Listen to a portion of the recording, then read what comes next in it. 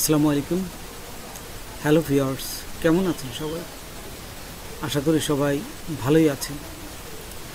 আজকে আমি Microsoft word দিয়ে এই ধরনের একটা সুন্দর ভিজিটিং কার্ড তৈরি করে দেখাবো। তো চলুন আমরা প্র্যাকটিক্যালি দেখি। তার আগে ছোট্ট একটা রিকোয়েস্ট করি, যদি আপনি আমার চ্যানেল নতুন এসে থাকেন তাহলে দয়া করে আমার চ্যানেলটা সাবস্ক্রাইব করবেন, পাশে থাকা বেল বাটনটা ক্লিক করে রাখবেন লেটেস্ট ভিডিও সবার আগে পাওয়ার জন্য। আর যারা সাবস্ক্রাইব করেছেন তাদের সবাইকে ধন্যবাদ। সাথেই থাকবেন, ফিরে আসছি ছোট্ট একটা পর।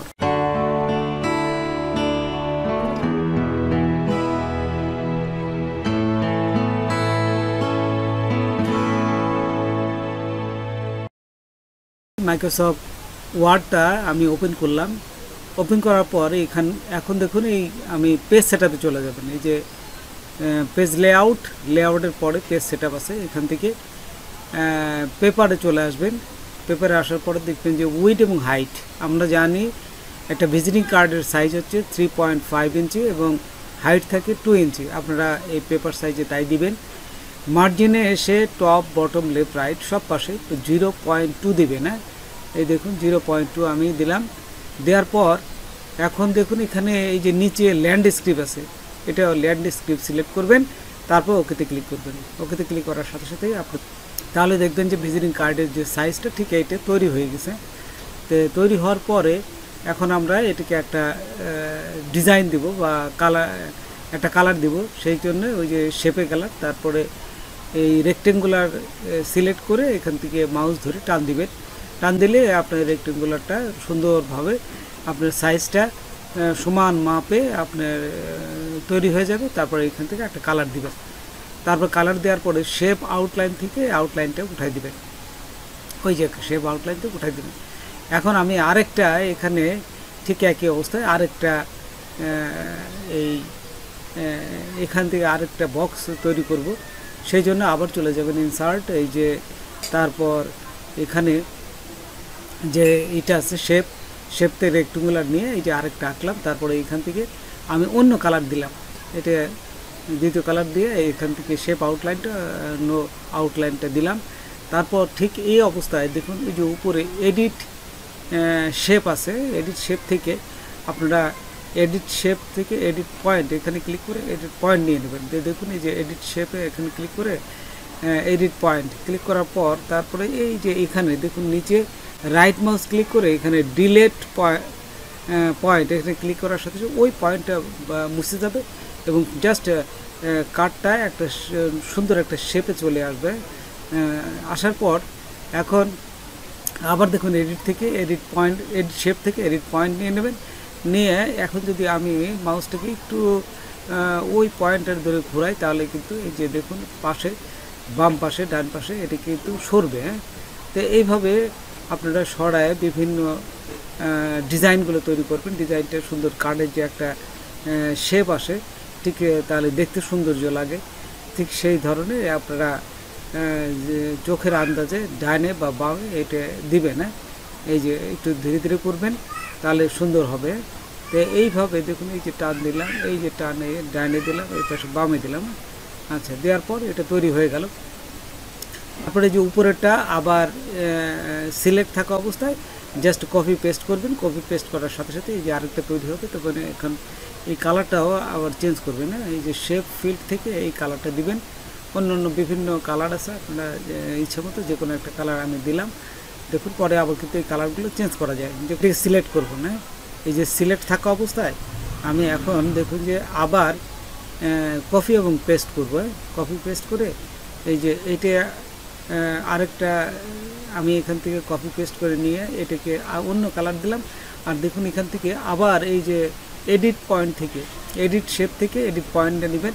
পয়েন্ট নিয়ে এটাকে আবার সরানো বা একটু এদিক ওদিক করানো যাবে। এই যে করে আমি একটা কার্ডের একটা সুন্দর ডিজাইন নিয়ে আসলাম। তারপরে এখান থেকে শেপ ফিল থেকে এই যে লাল কালার দেবেন। এখান থেকে সাদা না দিয়ে লাল দিলে যেটা আপনার কার্ডে ফুটবে ঠিক সেই কালারটা দিবেন। এখান থেকে দেখুন আমি এখান থেকে লালটা দিলাম।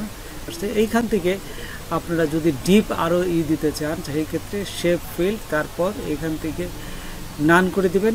আর এখানে গ্রেডিয়েন্ট দিতে পারেন। এই যে এখানে যায় যে বিভিন্ন গ্রেডিয়েন্ট দেওয়া যায়, এই গ্রেডিয়েন্টটা আমি দিলাম, দেখুন এখানে এটি দিলাম। হ্যাঁ, তো গ্রেডিয়েন্ট দেওয়ার সাথে সাথে এই যে বিভিন্ন মাঝে যে শেডটায় এখানে কিন্তু এই গ্রেডিয়েন্টটা পড়বে এবং দেখতে খুব সুন্দর হবে।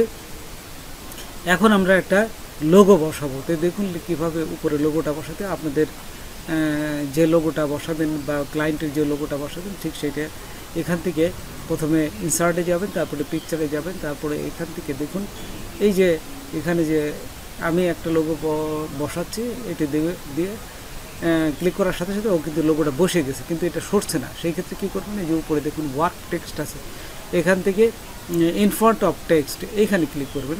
ক্লিক করার সাথে সাথে এটা বসে গেল। তারপরে মাউস দিয়ে চেপে এই যে টান দিবেন, হ্যাঁ, শিফট এবং অল্ট চেপে ধরে টান দিবেন, তাহলে সমান মাপে ও ছোট বড় হবে। তারপরে এখানে হয়ে গেল। তো দেখুন হওয়ার পরে আমি এইখান থেকে পাশে দেখুন একটা ওভেল নিলাম, এই যে রাউন্ড যে এটা ওভেল, এইটা ক্লিক করবেন। ক্লিক করে এখানে জাস্ট এই যে বসাবো, বসার পরে এই যে এখানে বসালাম। দেখুন যদি কালার হোয়াইট না হয় সেই ক্ষেত্রে কী করবেন, আপনারা আবার চলে যাবেন শেপ ফিল্ডে। শেপ ফিল্ডে যে হোয়াইট দেবেন, হ্যাঁ, হোয়াইট দেওয়ার সাথে সাথে এটা হোয়াইট হয়ে যাবে। ঠিক এখন শেপ ফিল্ড শেপ আউটলাইন থেকে এই যে নো আউটলাইন এটা ক্লিক করবেন।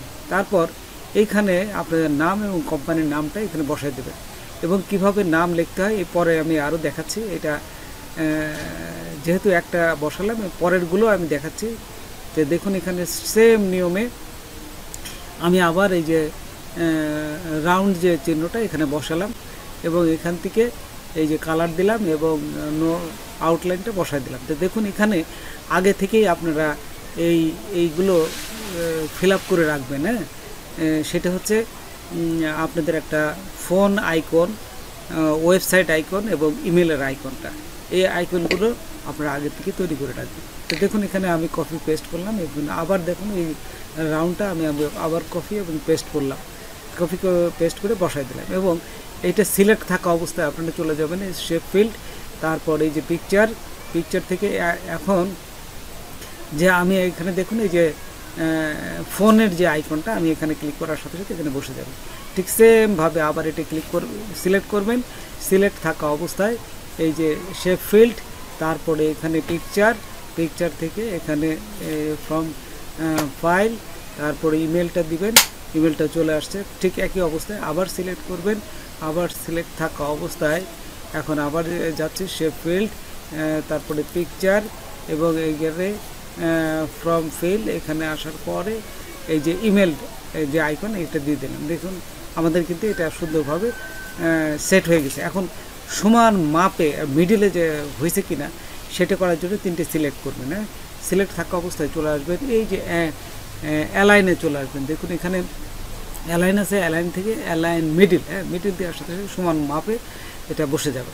তো এখন কীভাবে এখানে লিখতে হয় সেইটা দেখাচ্ছি। তো এখানে শেপে যাবেন, শেপে যায় এই যে বেসিক শেপের প্রথমটাই এ লেখা আছে বক্স, এই বক্সটায় আপনারা ক্লিক করবেন। না ক্লিক করে টান দিলে দেখুন এখানে এই যে লেখার অপশনটা দিয়ে দিছে এবং এখানে লেখার সাইজটা 6 দেবেন।